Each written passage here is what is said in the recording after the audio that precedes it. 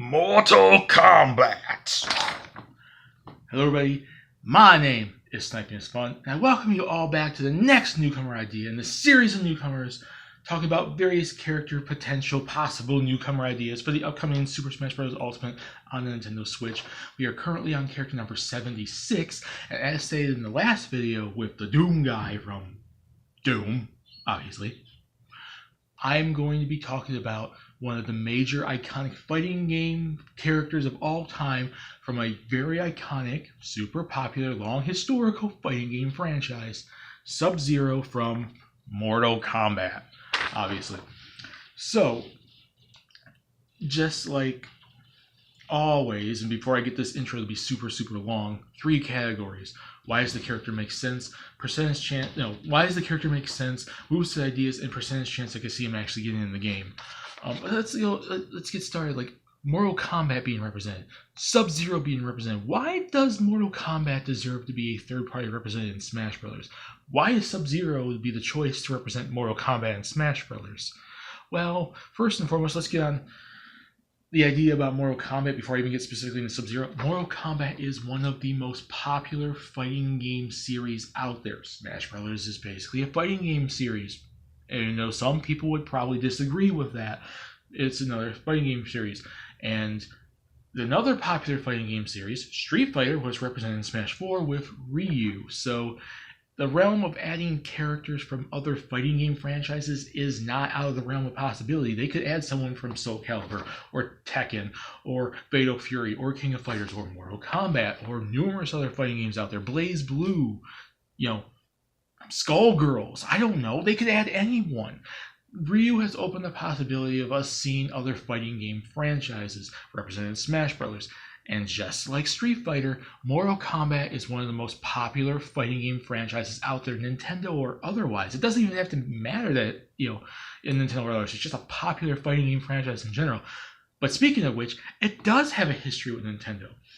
It has a long-standing history with Nintendo, dating all the way back to the Super Nintendo. The first 3 games were on the Super Nintendo. The 4th one was on the N64. Then they brought out Deadly Alliance and Deception, which were on the GameCube. Armageddon was on the Wii. And since then, the series just kind of vanished. But back then, almost every single game in that series has history with Nintendo. It was just like Street Fighter. Almost every single Street Fighter game was released on Nintendo at some point.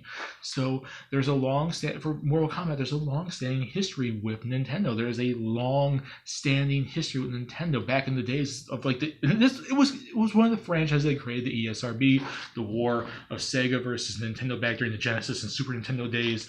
Which version was better? They put the sweat instead of the thing. Nintendo censored it, and then they came back with Mortal Kombat 2 and blah blah blah. The whole thing. Long-standing history since the Super Nintendo that Mortal Kombat has had on Nintendo. And speaking of which, I know it hasn't had a game since the likes of Armageddon, the likes of the Mortal Kombat vs. DC didn't come to the system. Mortal Kombat 9 didn't come to any Nintendo system, or 10. And then there's 11 that's kind of hinted at and thought about, but we don't know anything about yet because Ed Boon and whatnot, and you saw off the NetherRealms, stuff like that just doesn't seem to bring it up, and they're probably working on it, I'm sure.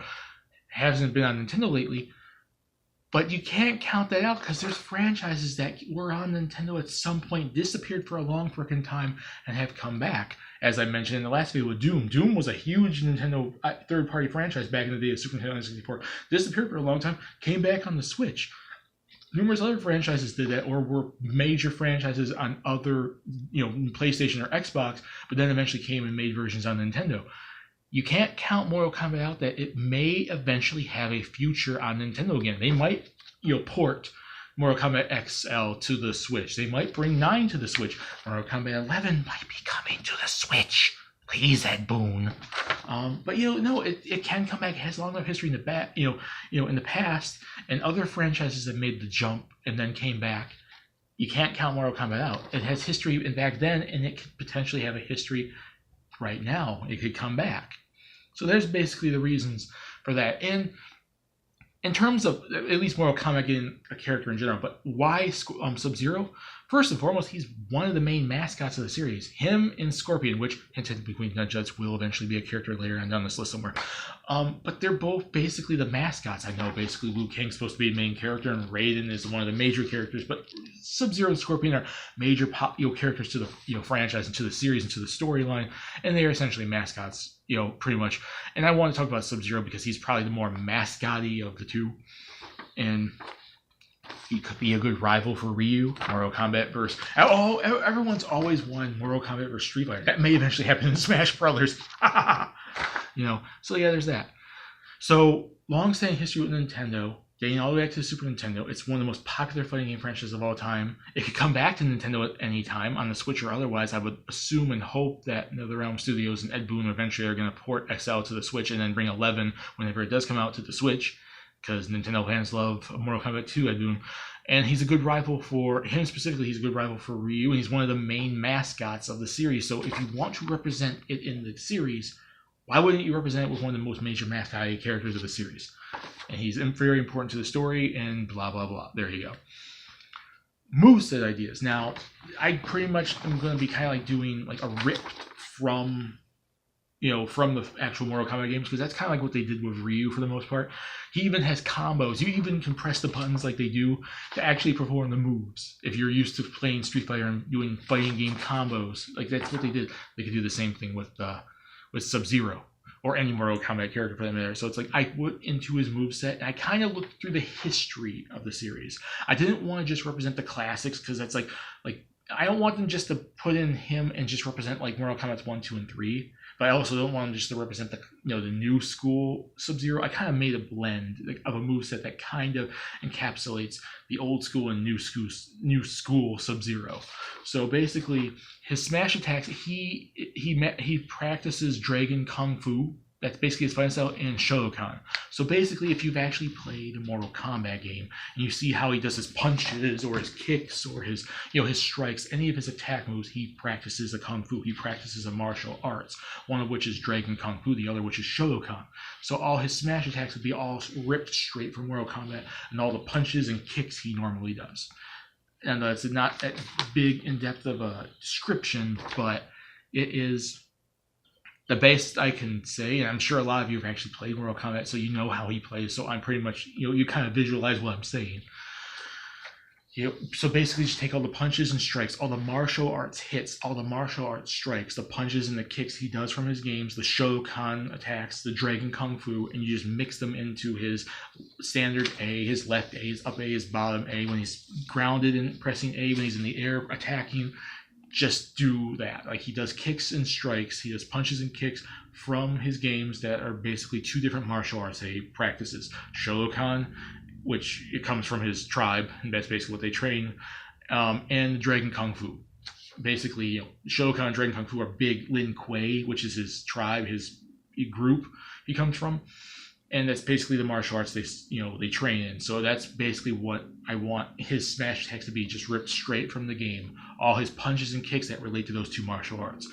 His special attacks are when we get into all the, what he's actually known for? Ice, freezing people. That is where his special attacks come in. He can use a standard freeze, which if you hit an opponent dead on, it will freeze him for a couple of seconds, so you can go in and get a couple of attacks. Let's not make it cheap, where it freezes them for as long as the game does usually, or freezes them for a long time, or you have to be super, it can't be precise. You have to be very precise and only freezes them for a couple of seconds, otherwise it's OP. So you freeze them, you can go into a couple combo strikes to do some damage. He also can do an ice clone, which is basically where he jumps backwards and does an ice clone, and if you go up and attack it, you get frozen yourself. So it's a defense measure that gives you a couple, percentage of damage in Smash Bros. Case, and it gets you out of harm's way so you can go in and attack him. Ground freeze, when you freeze the ground in, like tripping in Brawl, or like the banana peel in Smash 4, if you run on it, you trip on ice. So there you go, he can freeze the ground. Ice shower, he just drops ice on you, and he can slide on ice too. So it's basically a way for him to move around the stage, and if you're in the way, he hits you, you receive damage. He just slides it, and he just like surf, like Silver Surfers across the ice, and just knocks you out of the way and just goes right past you. So there you go.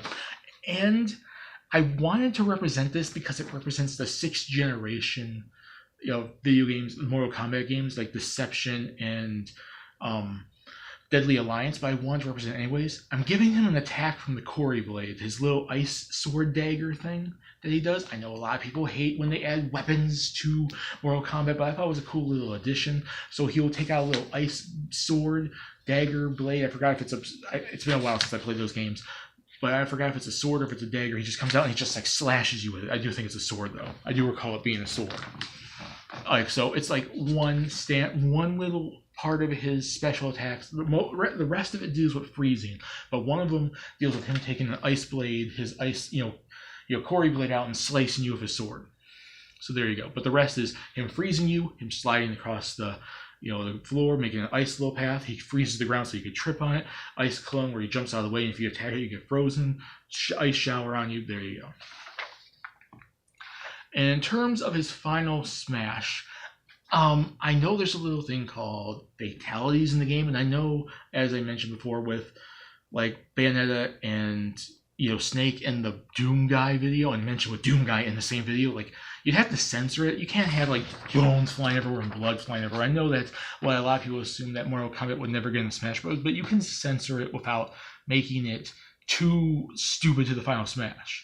Or too stupid to the fatality, but the fatalities are the main finishing moves in Mortal Kombat, so you kind of have to make his final smash a fatality. But you can censor it up a little bit. And I picked one that, if you censor it up a little bit, which they did in Mortal Kombat vs. DC Universe, I know a lot of people don't like that because of the censorship, but it still fits the history of the move. And it's a move he basically has done since Mortal Kombat 2. So it's a move I picked from Mortal Kombat 2, but he does variations of it pretty much up to Mortal Kombat X. So there you go. And it's basically this like freeze and break fatality where, remember the final, the fatality in Mortal Kombat 2 where he freezes you and he just like shatters you into pieces and bones and bloods fly everywhere. Yeah, that, but take away the bones and the blood. So there you go. It's going to be kind of like a cutscene based one. Actually, no, maybe not. No cutscene.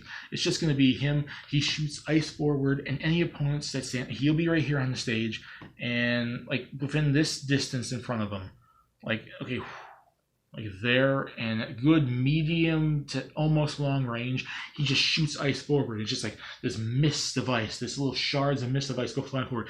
Any opponent that gets hit in it gets immediately frozen. Then either you can walk up by yourself and just strike him, or he just dashes forward with like one of his Shokan punches and the glass shatters and breaks. You're immediately KO'd. You don't show the bones, you don't show the blood, but it's the same deal. It's the same feature. You're just being shattered into a million pieces of ice, and then you get respawned. There you go. And it's censored enough to the point where it doesn't kill the move and doesn't take away the decency and the history of him as a fatality and as a move, but still it fits in the Smash Brothers. But it's not the graphic design from the game. So there you go. So that's basically his final smash I would say for him. So basically his smash attacks are a lot of Shokan, Dragon Kung Fu strikes. All the ice stuff is his special attacks alongside the Corey Blade, and then a fatality-esque move, the Ice Shatter move for his final smash. Now let's get on to percentage chance I could actually see him getting in. And it's not big. He's probably one of the lower third parties. I can only really see them adding anyone from Mortal Kombat, Sub-Zero or otherwise, if Mortal Kombat returns to Nintendo and if we eventually get some games on the Switch at Boon. But right now I'm giving it about a 20 to 30% chance. I'll just capsulate it at 30%. About a 30% chance. The Mortal Kombat's historical to the fighting franchise, to video game history in general, and it has such a large history on Nintendo. But the recent, last couple systems not having a Mortal Kombat game does hurt them. The fact that there's a million other third-party characters that makes a little bit more sense does hurt Mortal Kombat's chances, Sub-Zero or otherwise. And quite frankly, I don't know. I give it it's a good, decent chance, but he's lower than a lot of their third parties. He's lower than the Doom guy. He's lower than Phoenix Wright, the Monster Hunter, Shantae, Gunvolt, Quote, Crash Bandicoot, Spyro the Dragon, Leon Kennedy, Chris Redfield, anyone from Resident Evil, a lot of other characters. And I think the history is there, and I might even be able to raise it up to 40% more so, but I'm going to stick it at 30 because there is a chance. It's just not the best one, and it will really only get any higher if Ed Boon and NetherRealm Studios actually starts bringing out Mortal Kombat to the Nintendo brand again.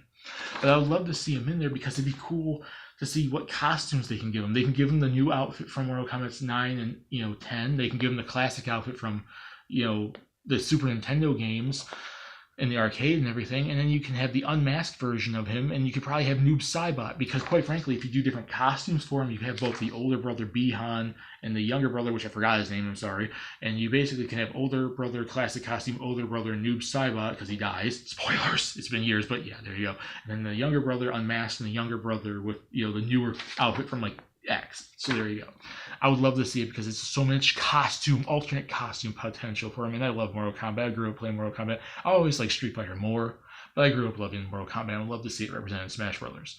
So yep, that's it for Sub-Zero. And I hope you guys liked the video. Put in the comments what you guys think. Would you like to see Mortal Kombat represented in Smash Brothers? Would Sub-Zero be the best choice? Or would you want to pick someone like Liu Kang, Raiden, Scorpion, or whatever? Are my reasons make sense for him to be in or Mortal Kombat to be represented? What reasons would you have? My moveset good? Would you change anything up? Is 30% too high, too low? Put in the comment section below. We can discuss it there. Have fun. And that's it for character number 66. Oh, not 66. I'm already past 60s. 76. See, it's late at night and I'm really tired. 76. And when we return with character number 77, one more third-party character before I jump back into some Nintendo characters, I'm going to be talking about another third-party franchise that has recent history with Nintendo. It doesn't have old-school history with Nintendo like Doom and Mortal Kombat, but it does have a lot of recent history because the game of it, the remastered version of it, is coming to Switch, and the future installments might be coming and being ported to Switch too. And that's going to be the Solera of Astora from Dark Souls. See you all later.